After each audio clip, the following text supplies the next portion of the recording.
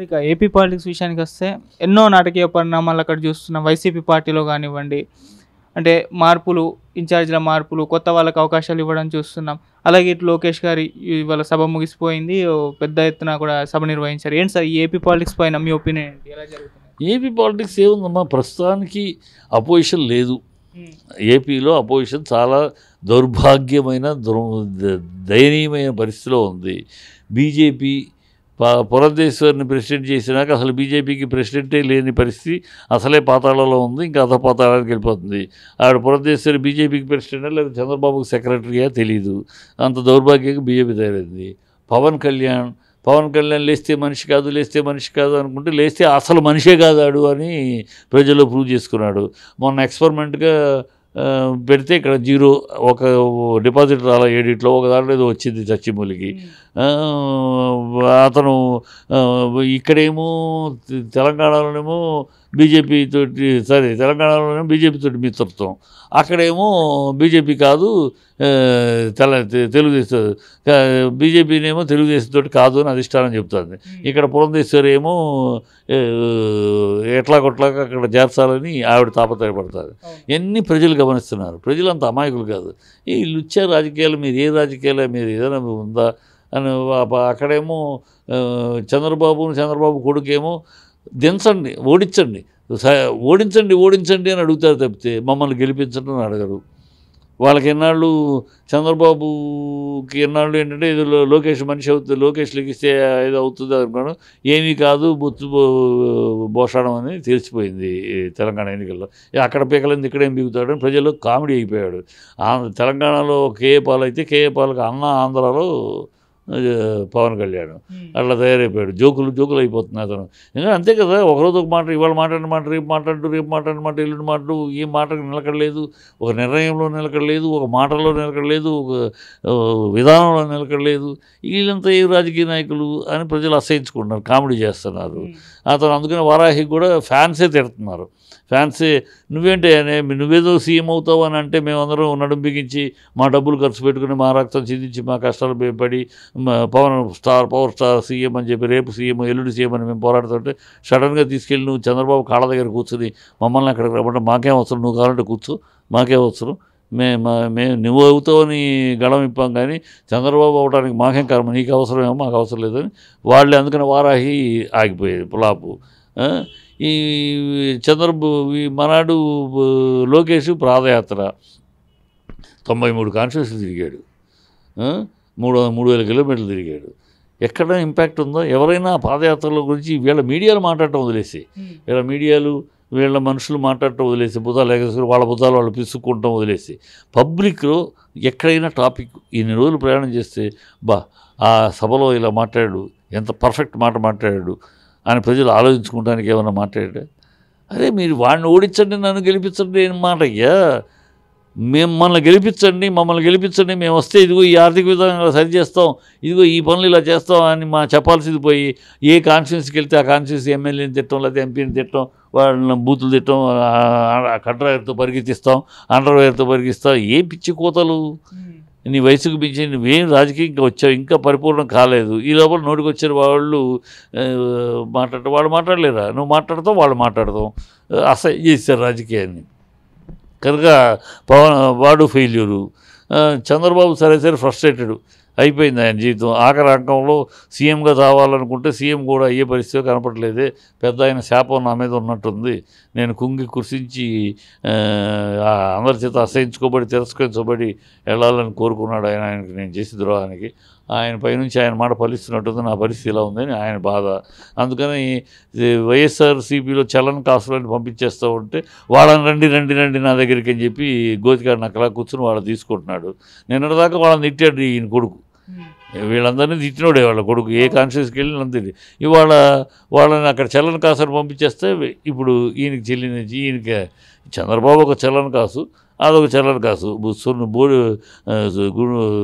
చలన్ కాసు 2 రాసుకుంటే 0 రాసుకుంటే 0, 2 బోర్డులు రాసుకుంటే బూడిదే, అంతే కదా. 2 సనాలు రాసుకుంటే ఏమైంది? అలా ఉంది.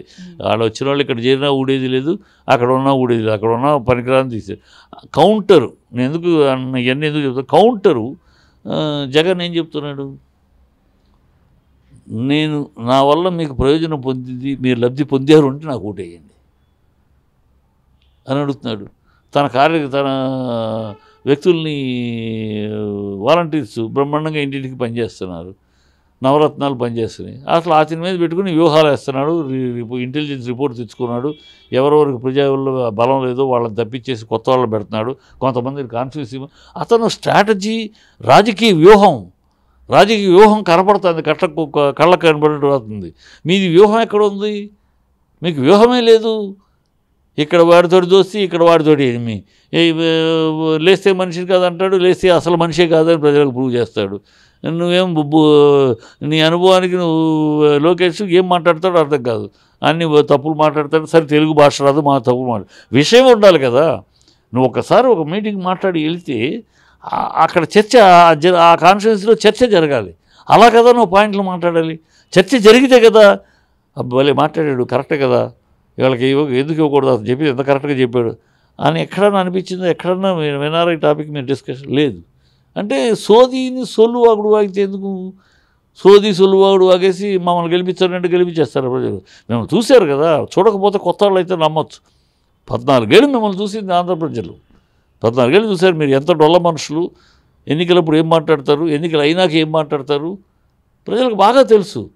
అందుకని నేను అంత ఈజీగా నమ్మరు. వాళ్ళని నమ్మించాలంటే నువ్వు నిర్దిష్టమైన ప్రణాళికలతో మాట్లాడాలి.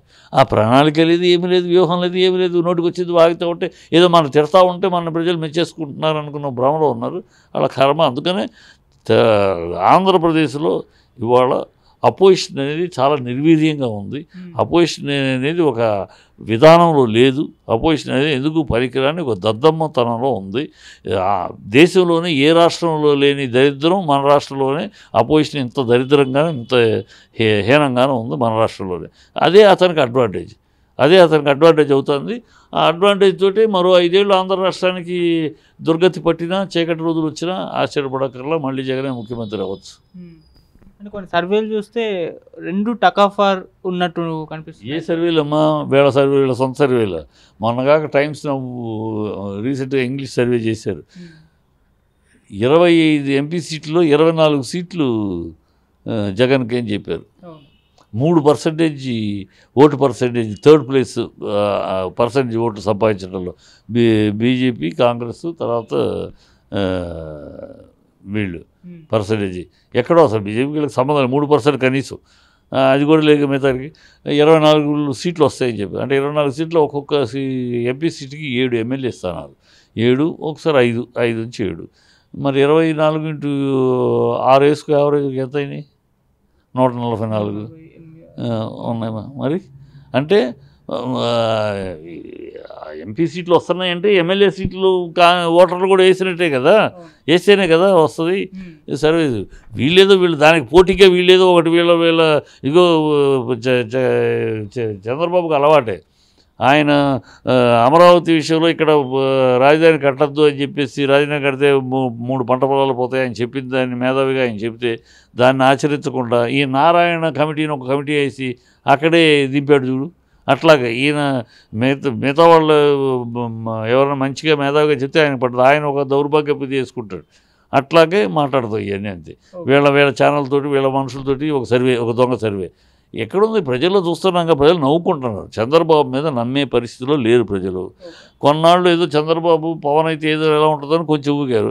ఇప్పుడు పవన్ గుండు సున్నా బోడి సున్నా అని తెలిసిపోయింది. ఇప్పుడు ఇదొక గుండు సున్నా, ఇదొక బోడి సున్నా. ఈ గుండు బోడి కలిస్తే ఏముంది? ఏమీ లేదు.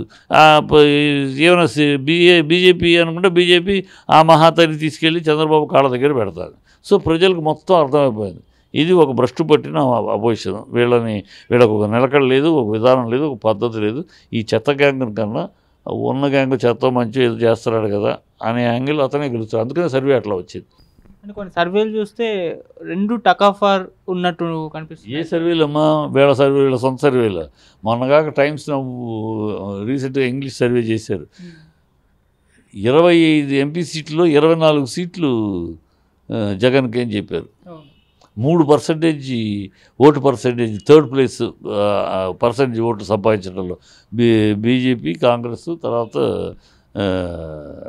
వీళ్ళు పర్సెంటేజ్ ఎక్కడో అసలు బీజేపీకి సంబంధం 3% కనీసం, అది కూడా లేక మిగతాకి 24 సీట్లు వస్తాయని చెప్పి, అంటే 24 సీట్లు ఒక్కొక్క ఎంపీ సీటుకి 7 ఎమ్మెల్యే స్థానాలు, 7 ఒకసారి 5 నుంచి 7, మరి 24 ఇంటూ 6 వేసుకు యావరేజ్ ఎంత అయినాయి? 144 ఉన్నాయి. మరి అంటే ఎంపీ సీట్లు వస్తున్నాయంటే ఎమ్మెల్యే సీట్లు ఓటర్లు కూడా వేసినట్టే కదా, వేస్తేనే కదా వస్తుంది సర్వీస్. వీళ్ళు దానికి పోటీగా వీళ్ళేదో ఒకటి వీళ్ళ ఇగో చంద్రబాబుకి అలవాటే. ఆయన అమరావతి విషయంలో ఇక్కడ రాజధాని కట్టద్దు అని చెప్పేసి, రాజధాని కడితే 3 పంట పొలాలు పోతాయి అని చెప్పింది, దాన్ని మేధావిగా ఆయన చెప్తే దాన్ని ఆచరించకుండా ఈ నారాయణ కమిటీని ఒక కమిటీ వేసి అక్కడే దింపాడు చూడు. అట్లాగే ఈయన మిగతా వాళ్ళు ఎవరైనా మంచిగా మేధావిగా చెప్తే ఆయన పడుతుంది, ఆయన ఒక దౌర్భాగ్యపు చేసుకుంటాడు. అట్లాగే మాట్లాడతాయి ఇవన్నీ అంతే. వీళ్ళ ఛానల్ తోటి వీళ్ళ మనుషులతోటి ఒక దొంగ సర్వే ఎక్కడుంది? ప్రజల్లో చూస్తున్నాక ప్రజలు నవ్వుకుంటున్నారు. చంద్రబాబు మీద నమ్మే పరిస్థితిలో లేరు ప్రజలు. కొన్నాళ్ళు ఏదో చంద్రబాబు పవన్ అయితే ఏదో ఎలా ఉంటుందని కొంచెం ఊగారు. ఇప్పుడు పవన్ గుండు సున్నా బోడి సున్నా అని తెలిసిపోయింది. ఇప్పుడు ఇదొక గుండు సున్నా, ఇదొక బోడి సున్నా. ఈ గుండు బోడి కలిస్తే ఏముంది?